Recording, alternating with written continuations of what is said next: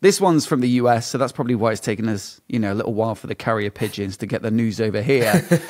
But it was that Colorado have legalized lane filtering, and they've become the 5th state after California, Utah, Montana, and Arizona. And what they're saying is that it will allow motorcyclists to filter through stopped traffic at a speed of 15 miles per hour or less. So that's a really specific distinction, mate, which is that filtering, is when the traffic is stopped, whereas lane splitting, I think we just use the terms interchangeably here because it's legal everywhere. But splitting is generally just riding between two lanes of traffic, and they can be moving or not. Yeah. Madness that you can't do it, because I think for us, having both commuted through London for many years on a motorcycle, I think if you couldn't filter, I probably wouldn't bother. Well, yeah, you might as well be in a car. And yeah, I mean, I do both. I drive through London and ride through London. And the reason I look forward to the ride, despite all the hardship of being out in the cold and wet and rain and the danger of it, to be honest with you, is because you can get there a lot faster and you can be a little bit more nimble, I suppose. But it does have its risks. But it's weird because we call it sort of filtering. I've always called that filtering, but that is lane splitting. Lane splitting makes sense, I suppose, because you're effectively making an extra lane, aren't you, in between the two of them? Yes, or going around the outside as well, which I think in London is one of the most common ways to just quickly make progress through traffic. Sure. You are right that they're talking quite a lot about safety here. That seems to be the main concern over convenience, which I was just talking about. So they're saying that for the next 3 years, the Colorado Department of Transport will collect safety data on lane filtering and issue a report to the Colorado General Assembly regarding the newly passed law. So it sounds like it's, they've approved it, but they've got 3 years to prove that it's not particularly dangerous. Thing is, though, ridermagazine.com say that they've found a study already from 2015 from the University of California, Berkeley, or is it Berkeley? Berkeley, I think, isn't it? Dear me. Anyway, lane-splitting riders, they found in this study, were less than half as likely to be rear-ended. So 2.6% of the riders in the study versus 4.6%. And I can imagine that. One of the big benefits as well is when you get to stopped traffic, you can sort of either get to the front, which is great, or at least just get yourself out of the way by being somewhere in the mix there and not sat at the back waiting to get shunted. Have you ever been rear-ended? No, luckily not. No, I've not been rear-ended on the bike or in the car. I'm one of these people that I feel like you've jinxed it now. I feel a little bit nervous now you've actually even asked in the first place. Sorry. Yes, that is true. I don't think it's ever happened to me either, but I can see how it's very common, especially if you're riding at night and people aren't really quite paying attention, especially things like roundabouts where you roll up, people might expect you to keep going and just don't quite catch you. But definitely it's a nasty way to get bumped. Yeah, well, for sure, right? Because you can't even brace for it. At least if it's not great to have a head-on or anything where you can actually see it in front of you, but at least you kind of know it's coming, so maybe you can kind of prepare for it a little.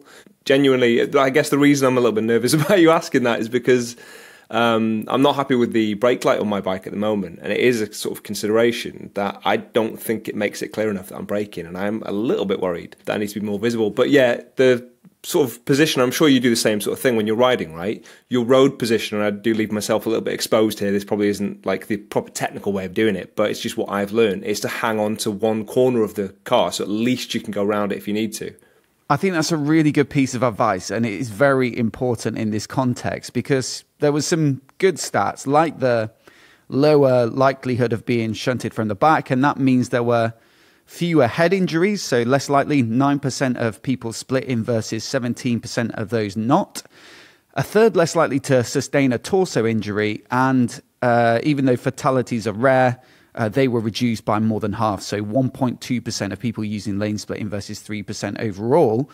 But the downside is that riders who lane split were more than twice as likely to not be rear-ended, but rear-end other vehicles. So 38% of lane splitters versus 16% of non-lane splitters. So I think that's brilliant advice, mate, is that if you are riding like that, make sure you're looking ahead and positioning yourself so that you're not going to, go into the back of somebody. Although potentially somebody could change lanes and that could be the reason that you end up bumping into them.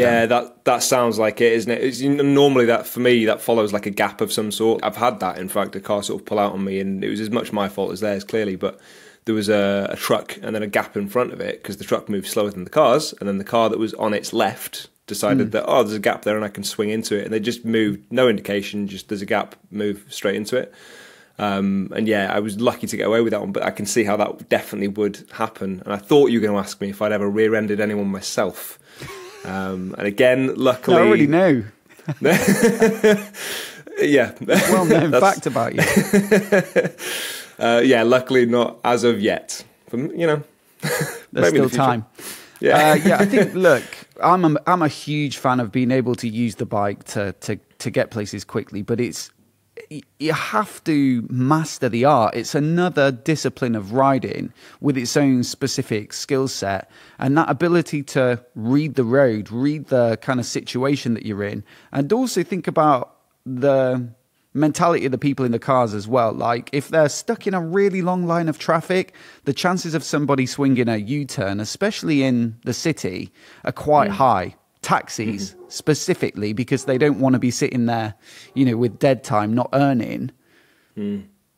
Quite often will spin round and go somewhere else to look for a fare. So the key thing for me, I've always noticed with that is speed, part of this law is that you can't go quicker than 15 miles per hour. It sounds a little bit prescriptive, but I think in a state where people aren't already lane filtering, so the drivers aren't used to it, that's probably actually a really good law for now. There aren't any speed limits for filtering here, but I will say, much like if you're going around a blind bend, if you can't stop within the sort of distance that you can see, then you're going too fast. And it's the same with filtering. You've got to go at a speed where you feel like you can take evasive action, but also, especially going down the outside of a line or, through the sort of middle of two lanes, you're looking ahead and you're looking for an indicator, a front wheel slightly turned into that lane. So it looks like they're about to move off. Even just the nose of the car starting to move over. And I'm not saying that's going to be foolproof, but I think you've got to just give yourself the best chance possible to stop if there is some kind of issue like that. Yeah, I do the same sort of thing. I think the 15 miles an hour, it sounds sort of arbitrary, and there's no way you can really enforce that, I don't think. But what I would say is that sort of falls in line with my general rule, and it's dealer's choice, but I generally try and keep no more than sort of 10 mile an hour, 15 mile an hour faster than what the traffic's doing. So if they were doing 30 and I'm doing 40, you're fine. Because sometimes it is crawling along but not stopped. If they're stopped, they're less likely to be finding that gap because there is no gap. They can't go anywhere.